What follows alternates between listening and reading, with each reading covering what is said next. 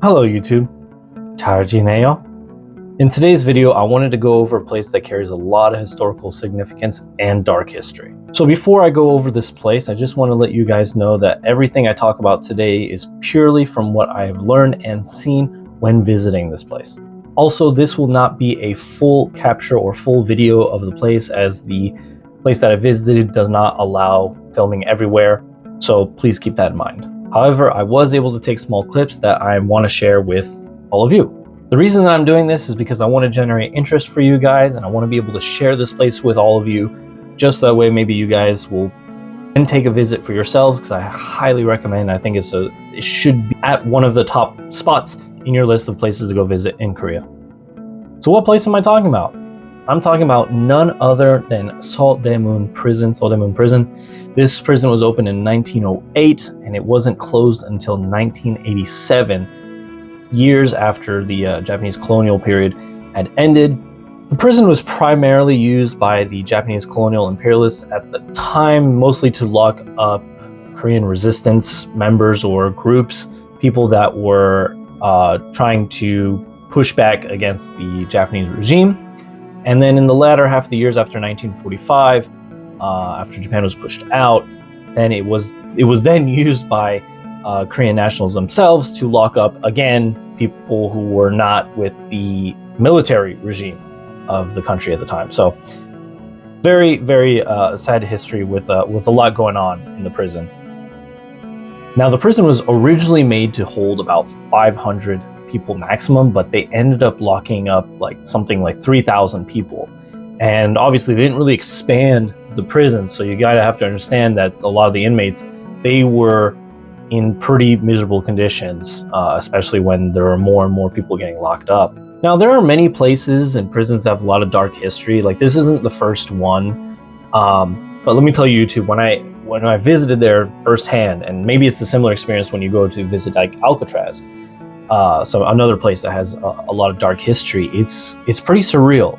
It's really like, when you get there and see the history, and they have a lot of signs and things that you can read. They even have audio files that you can listen to as you're going through the tour of the prison, and it's pretty something.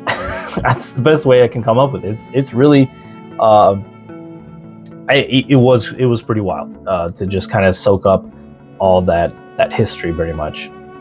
I mean, seeing about this stuff online, reading about it online, is completely different from actually visiting there. For example, there was one building where you could see bullet holes on the outside of the building from when North Korea invaded and shot up, or I don't know if the building was intended to get shot on or if it was just in the crossfire or something, but you could see the bullet holes, which was just very interesting and very again, surreal was the experience. Furthermore, I didn't really have too much knowledge about all of this. I mean, I knew of some of the history, obviously, just tad bits here and there of what I've studied previously or what I've heard since coming here or learned about since coming here.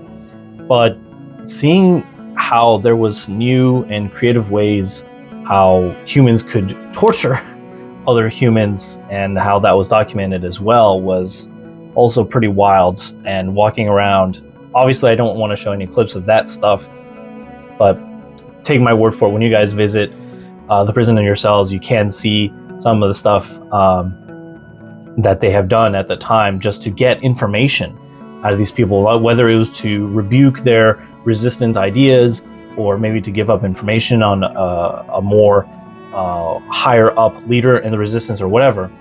It's insane.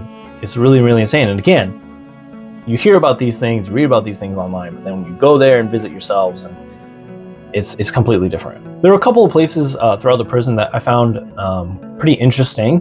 One was they had this outside or outdoor facility where the inmates could do their exercise, but the exercise, I don't know what exercise they were doing or could end up doing, because it was like a flower formation or fan formation, sorry, that looked like this, and there were individual walls within this fan, and this was to prevent inmates from interacting with each other. So I don't. It looked like maybe they could just walk back and forth, and that was their exercise. It didn't look like they could run around or, you know, like in what you see in prisons today, get a good workout going, which I thought it was very strange.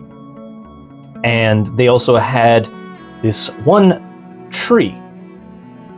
I think it was called the Wailing Tree. It got its name because prisoners. This tree was in front of where the building where prisoners would get executed, and so prisoners would cry at this tree or lament at this tree, and it became known as the Wailing Tree. However, this tree eventually got struck down. This is the part that I found very interesting. It got struck down. I think it was during a hurricane or some kind of bad weather, and the tree ended up getting knocked down. However, from this tree, a single seed managed to grow and resprout, and the same tree was able to regrow. So that I thought that was so poetic, I guess.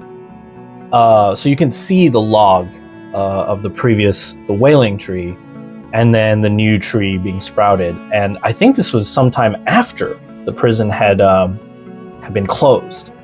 So I thought that was really poetic in a way, that like the new tree signifying the freedom, essentially, and the old tree kind of collapsing and being done with the bad history. I thought that was so cool. There are plenty of other buildings that I found very interesting, or just really cool to kind of meander through.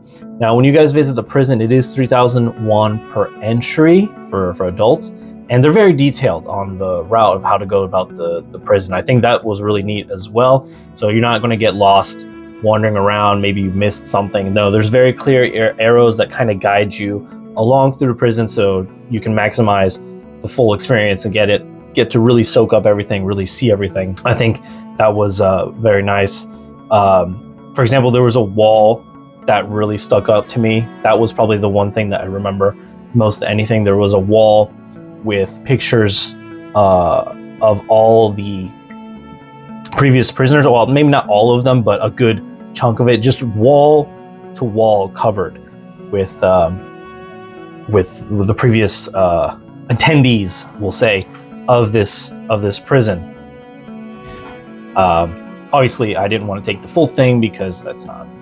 We don't want to put that on blast. So, but it was very just in my face, like, wow, this is really serious, because there's nothing else in this room, just wall-to-wall pictures, and you can just look at all of them and just kind of really let it sink in. So as I said before, I wasn't able to record everything, nor did I want to record everything. I want to leave this up to you guys to go visit. Mostly I'm doing this video just to bring it up because I think maybe Seodeamun prison isn't something that most people think or consider of visiting. When they come to Korea, they think of the temples, the palaces, and Dongdaemun and all those places. And those are all great places. Don't get me wrong; those are all fantastic places to visit. But it's a very different history than to compare to go visit Seodeamun. But if you guys are visiting like those palaces and stuff, it's not that far away. Like, it's pretty close to Ongguk Station. I think it was like 1 or 2 stops away. So it's pretty close. It's very, very, very close. So it's not too far out of the way. If you guys are in the area, definitely recommend it. It should be a place, especially if you're a history buff or you just want to learn more or want to visit this place. I highly recommend it. This was very, very cool experience. And as always, YouTube, thanks for watching. Hope you guys enjoyed the video, and see you next time.